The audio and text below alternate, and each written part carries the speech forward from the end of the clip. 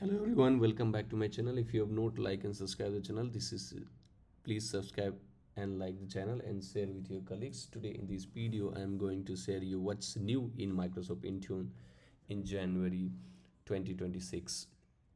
So it will not take 4 minutes to read this one, but yeah, you can. I will put this link in the chat description so that you can read it. So the first is many organizations, as you know, they are managing all the Windows devices through Microsoft Intune, right?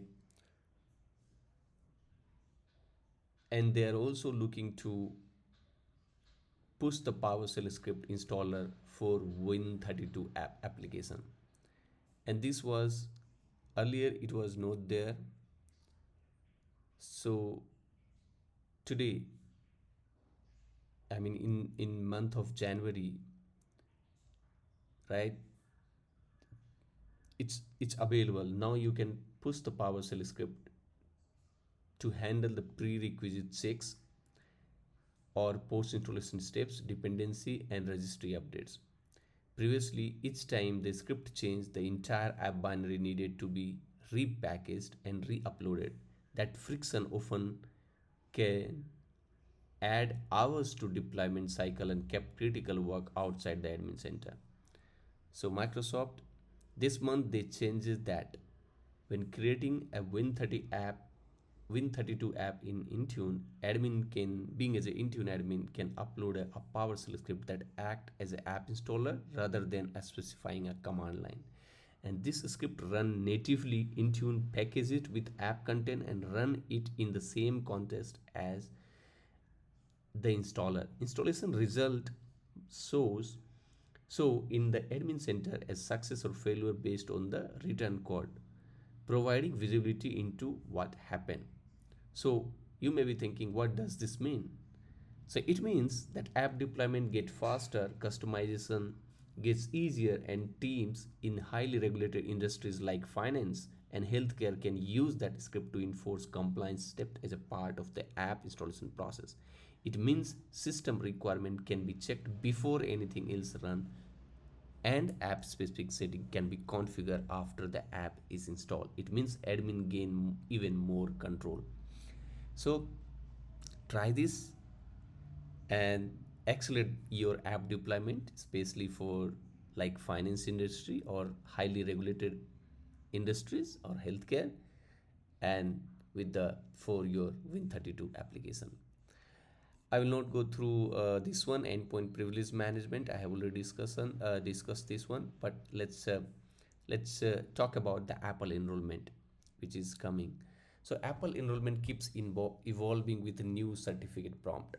So if you are managing your iOS devices through Microsoft Intune, so the technical foundation of the enrollment of Apple devices just got stronger. Apple devices, when we talk, it's iOS or Mac, right? Or iPad. So as a Microsoft is rolling out support for the automated certificate management environment, that is called ACME protocol for new iOS, iPad OS and Mac OS enrollments. So what is the difference between skip protocol and ACME protocol, or you can call ACME protocol? So ACME provides better protection than the previous skip certificate certificate enrollment protocol approach against unauthorized certificate issuance. It includes improved validation mechanism and automated process that reduce error in certificate management. Now, when the new Apple devices enroll, they receive a ACME certificates instead of SCIP certificates. So earlier, if you may have seen, while enrolling your iOS devices into Intune or Mac devices, they will get SCIP certificates. Now Apple is rolling out the ACME protocol, which will actually be uh, which will provide the better protection than these SCIP certificates.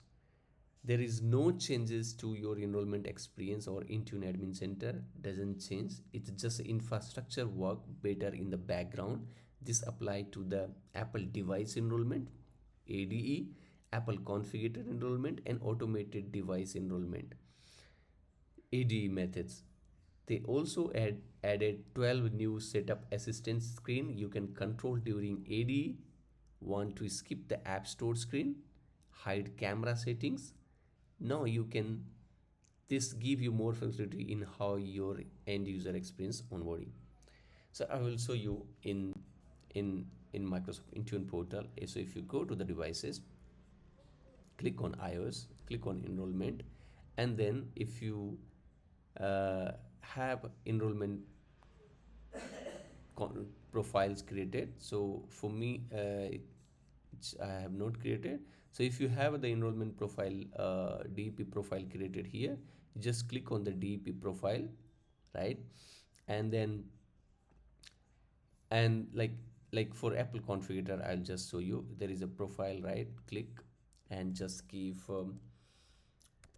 Apple config profile, uh, select option with user affinity and company portal or setup assistance, right? This is Apple configurator. So it will not give, you can hide or do something more, right? But if you have the DEP profile here created, right? I don't have the uh, instance, I don't have the Apple Business Manager instance. That's why it's not showing. So if you have already Apple Business Manager integrated with your tenant, you can create a profile and DEP profile, and if you edit that DEP profile, you can show and hide that App Store and camera and other. Like similarly, you can skip and hide so that end users, while activating the DEP devices, they cannot see, or if you want to show something, you can show, right? So that they can configure while activation itself. So I hope you learn something new. Keep exploring and don't forget and like and share with your friends. Thank you.